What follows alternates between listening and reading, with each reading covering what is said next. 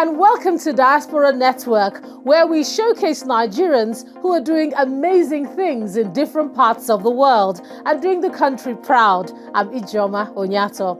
On the show today, it's all about the culinary business. We bring you delicious Nigerian food found in far-flung corners of the world. Our special report zeroes in on Nigerian cuisine and the chefs that have made it global for all taste buds. And we give you a taste of Enish Restaurant, arguably the largest Nigerian restaurant chain in the world today. What a lineup we have ahead of us. So let's kick off now with a look at what's in the news this week.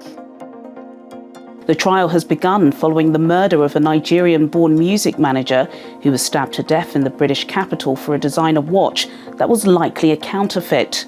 Emmanuel Odulami was attacked by robbers after leaving a restaurant in the city where he was celebrating his birthday. A court was told that the suspects were allegedly tipped off by a security guard who was working on that evening in May last year. The 32-year-old died following a single stab wound to the chest. The defendants have denied the charges against them, and the trial continues at the Old Bailey. It's been a wonderful period for the British-Nigerian scientist Dr. Maggie Aderin-Pocock, MBE, who was recently in the headlines for being appointed Chancellor of the University of Leicester.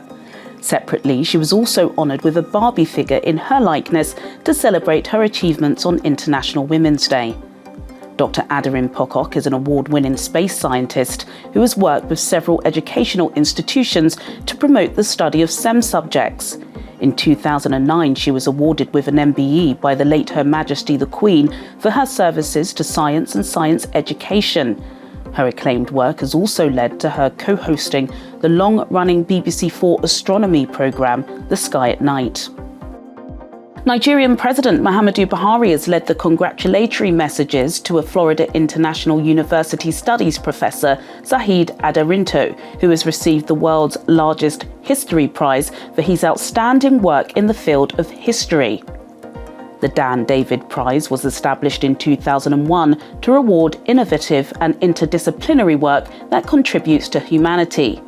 Adarinto has published 8 books, 36 journal articles and book chapters, 40 encyclopedia articles and 20 book reviews. In addition, the professor is the founding president of the Lagos Studies Association, which aims to connect policymakers with scholars to have more critical discussions on a range of issues.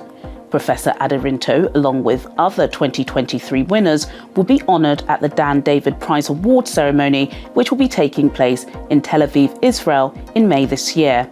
Juliana Olayinka with the Diaspora Network News Wrap in London. Nigerian cuisine remains the delight of Nigerians abroad. Interestingly, non-Nigerians have also found Nigerian food irresistible. And that's because many Nigerians in the diaspora are working pretty hard to bring Nigerian food to the world. Let's take a look. Apart from being one of the most basic necessities of life, food is an important part of culture. Many associate delicacies from their childhood with warm feelings and fond memories. This is one of the reasons why migrants the world over take their home food with them wherever they go. A multicultural country like Nigeria has over 300 ethnic groups, each with traditional dishes and delicacies unique to them. As the Nigerian community in diaspora continues to expand, the demand for food from the country increases as many hang on to the staple diets that reflect their culture and identity.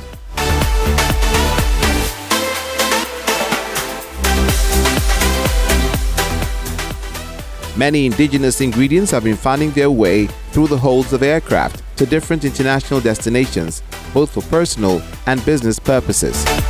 This has opened up opportunities for many in the food industry, with Nigerian restaurants in diaspora featuring diverse meals on their menu.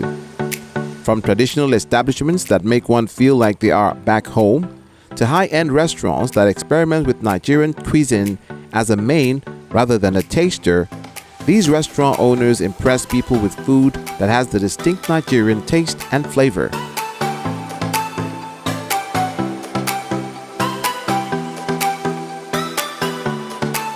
Adebola moved to Canada with a background in education. But her passion for food inspired a switch in careers. She blazed the trail to open the first Nigerian restaurant in Calgary. In 2021, her restaurant was awarded Best African Restaurant by Avenue magazine. Adebola is passionate about representing African heritage with a positive influence and a welcoming atmosphere. Fumiwe Dairo owns the only Nigerian restaurant in Melbourne, Australia. After over a decade of balancing catering gigs with working for the Department of Human Services and Wesley Mission, she opened a restaurant called Adonai Foods at Carlton in 2017.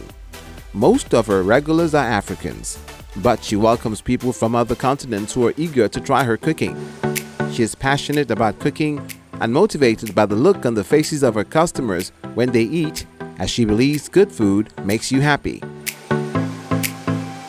Jollof rice is like the staple dish in West Africa. So we were like, and jollof rice is king in our restaurant. That's like our top selling item. For Tiffany and Razak Odewale, the food they grew up eating holds a special place in their hearts. And so when they noticed the need for authentic Nigerian food in their community in Houston, Texas, USA, they jumped at the chance to follow their passion and connect with fellow locals. The couple owns the Taste of Nigeria restaurant and Jollof Rice King, a fast food joint that prioritizes food made with Nigerian ingredients and traditional recipes passed down from generations.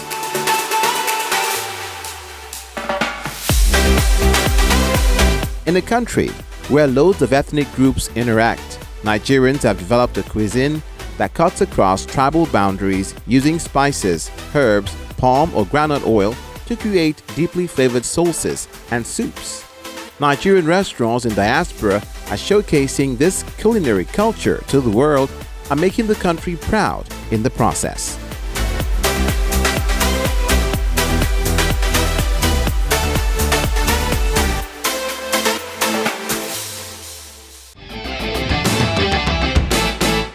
We found a dynamic and enterprising young Nigerian whose business vision is indigenous food in a 5-star environment.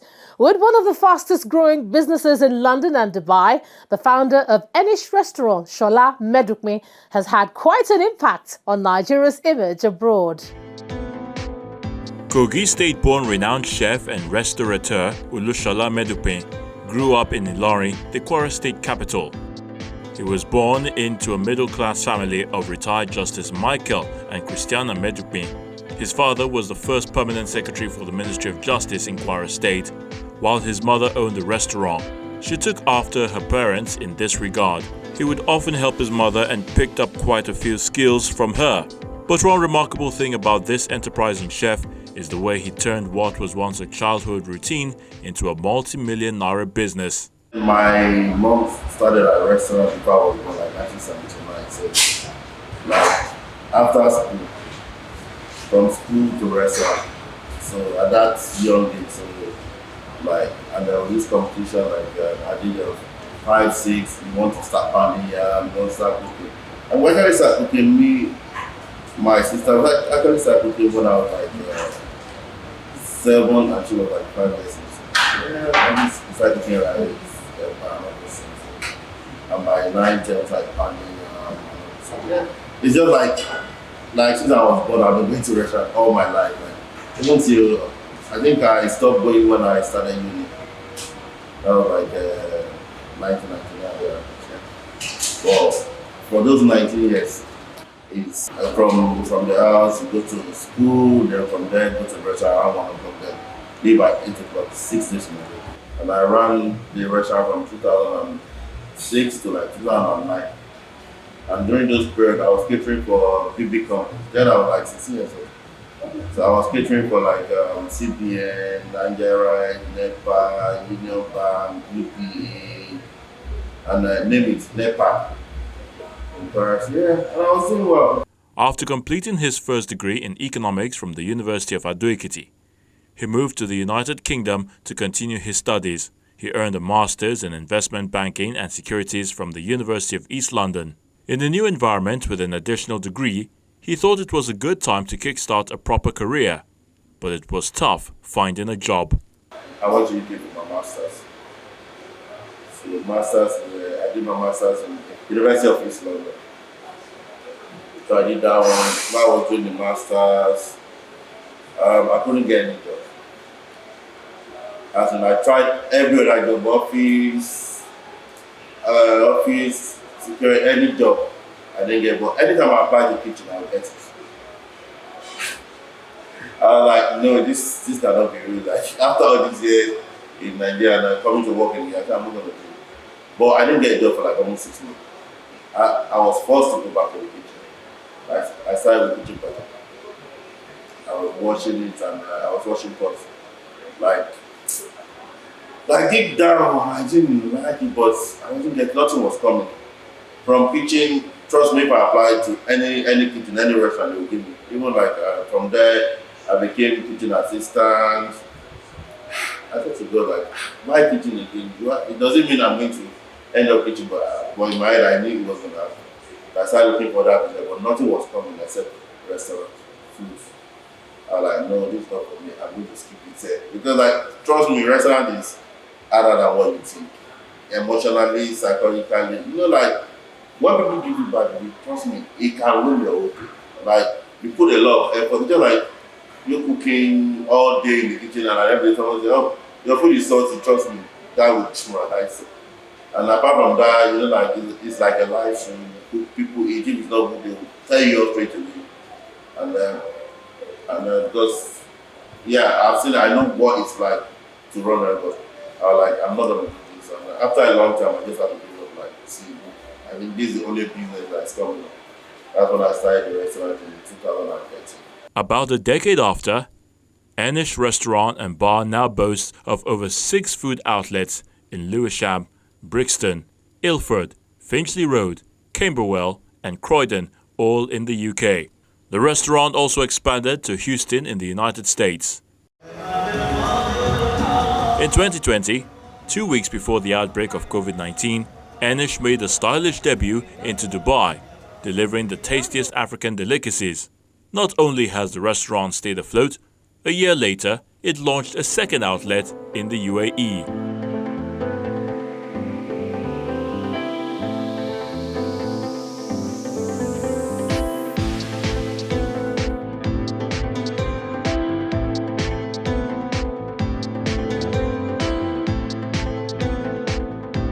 The restaurant has played host to top politicians, celebrities and artists in all its locations.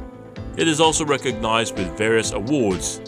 In 2017, it won the African Pride Award, Best Authentic Craft Bar in Dubai and Most Outstanding Restaurant in Dubai. Olushola attributes his staying power to his personality, customer service, consistency and striving to be the best. He doubles as an African restaurant consultant, and with his wife and co-founder Eniola Medukmi, they have combined their expertise to satisfy their diverse clientele with their culinary skills. Apart from Nigerians, Enish Restaurant enjoys patronage from people of diverse cultures and nationalities. With its 9 outlets, 6 in London, 1 in the US and 2 in Dubai, Enish is arguably the fastest growing Nigerian restaurant chain in the diaspora.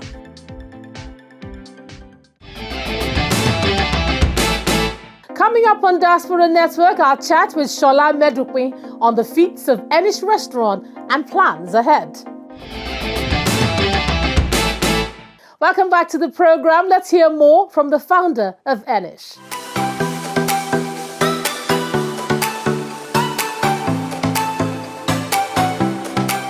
The mention of food excites him, and being in the kitchen performing culinary art has always given him a sense of fulfillment. I've been in business like almost all my life. Apart from my mom restaurant going there, they actually noticed me like when I was like 11 years old. So what happened at that time was my dad was in Lagos, so he went for this training in India, and he forgot to leave us monthly allowance. He instructed the driver, but the driver didn't get the message. The driver thought he said he should be keeping his salary instead of giving us. So things were a bit tight, and in the line we had this orchard. all those orange and all those plantation and everything. Now, like, these were a bit tough, like 3 months when you travel, because it was meant to spend like 30 days. But it extended to like 6 months, but 3 months into it, things became so difficult. It was a bit difficult to feed and everything, and I just woke up and I'm like, so why are you looking for money when you have a lot of oranges and you can sell this? To me, it was fun because I just like climbing trees and other stuff. But to me, it was fun. Like, plugging those oranges and everything. And I went to the market, called those market with me. They came, they bought, and apparently, I didn't even realize it, but apparently that's what we lived on. That's what we survived on during those periods. That's when the science was like, okay, I think there's something about this guy that we need to explore. Olushola's interest in the business may be in the genes, but passion, originality, resilience, and hard work transformed and groomed what started as chores into a globally recognized food chain. To be honest, well, nobody grew me, but I can't remember the fact that my mom had been in business before I was born. So probably maybe I got it from her unconsciously or that kind of, but I actually didn't have any mentor. Nobody grew me, and sometimes when I'm reading books and everything, when I'm reading, I'm just like, I know this already. Like, what's going on? Like, someone has taught me what's. To be honest, like, I just do my stuff, and I don't follow people. I just do my stuff my own way. Even like tell me like to be successful, you have to boost your account. I don't even follow. I just do my stuff, and it works. So that's when I believe, like, just do what you think is right. Because there's no one way to do this. And there's no one way to be successful. Trust me, some people can go that way, you can go, and both of you will still be successful.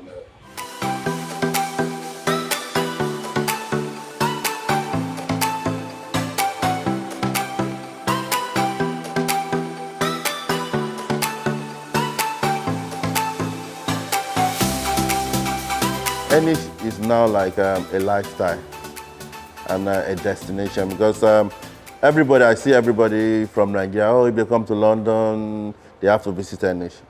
Enish is like a must-visit destination. Like, even when you come to Dubai, you have to come to Enish. Because like I was reading all this stuff online, and the UK people were like, what do people do in Dubai apart from going to Enish? So, yeah, that's the whole plan. Like, if you come to Dubai, you don't go to Enish, that means you've not been to Dubai. That's where we're kind of pushing it. That's, to be honest, is very close. Apart from promoting Nigerian food in all of its glory, he also prides himself as a proud patriot. A lot of people, they've been to Enish to promote, like the Sky, BBC, Google. The last time they brought Anthony Joshua, they did a whole lot of adverts, ad on Twitter, Instagram, Google, everywhere for free. Netflix, they come to us. Like, anybody that wants to associate with Nigeria, they come to us. Although there are some other, what's called Fusion, Nigeria Fusion, they don't go there. They will tell you they want the real Nigeria. So, like, there's something special about Nigeria, but people are not saying it. It's good that they are not saying it, because so people believe more in all those future because they are outside. But when you're outside Nigeria, you actually miss Nigeria food. There was a time somebody came and wanted to do wedding in the restaurant. That was in London.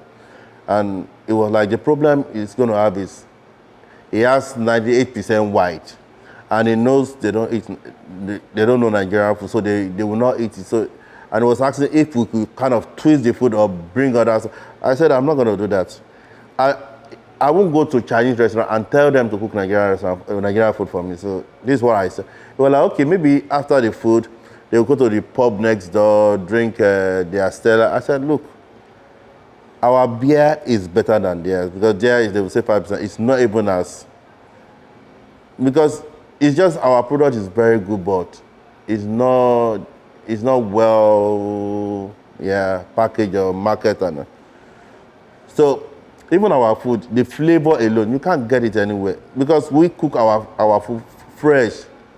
Unlike the white one, you just go and buy one meat, you don't have lost meat. They kill the meat, you buy it fresh, the vegetable, you cook everything yourself. We don't use like all this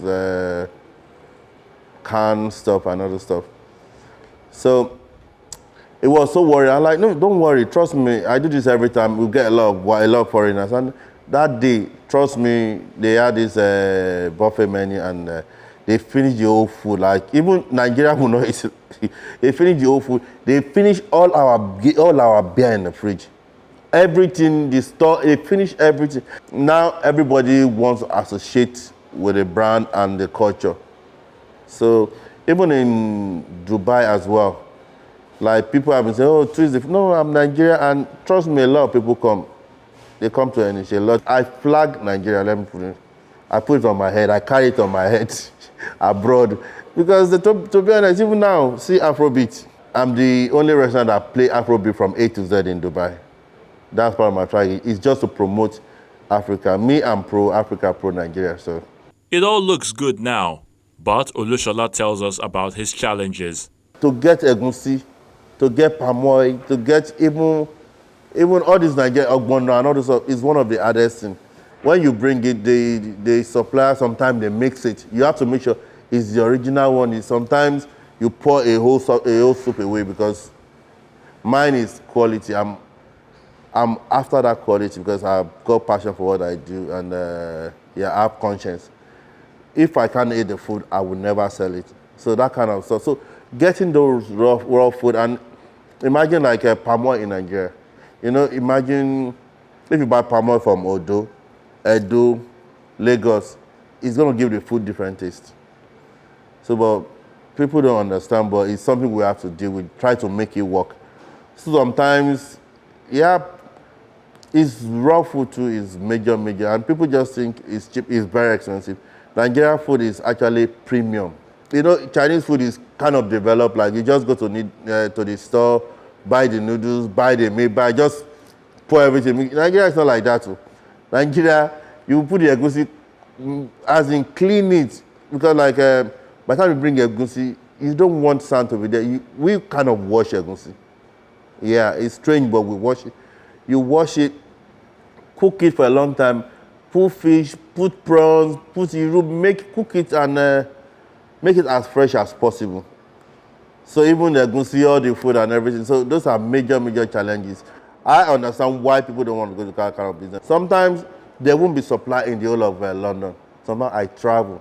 Another major challenge is we don't really have the real Nigerian local chef, the trained real Nigerian. It's just, oh, me, I know how to cook.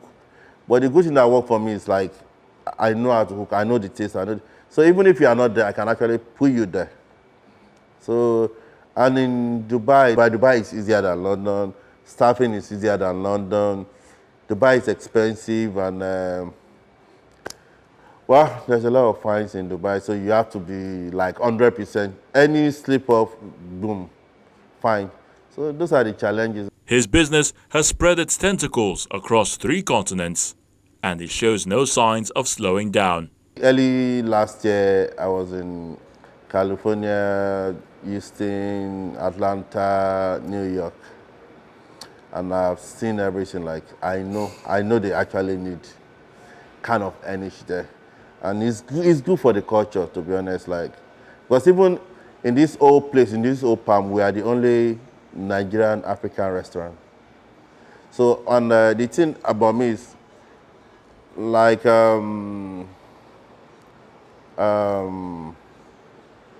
I've raised my own bar challenge. Before it used to be like play safe.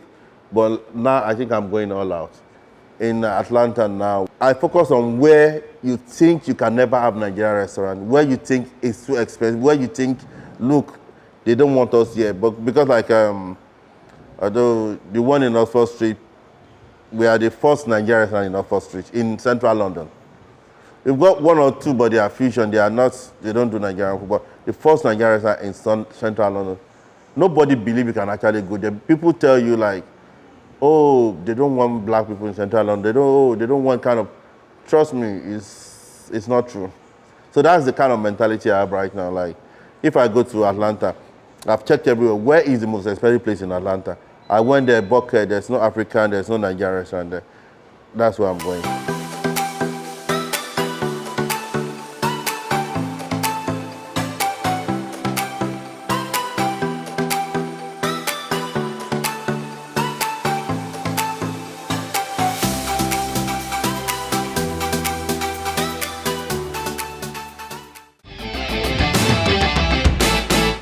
And there you have it, a story of hard work, resilience, and then ultimate success. It just shows that Nigerians always thrive wherever they go and in whatever they do. And that's the show. You can watch all episodes of Diaspora Network online at www.channelstv.com. I'm Ijoma Onyato. See you next time.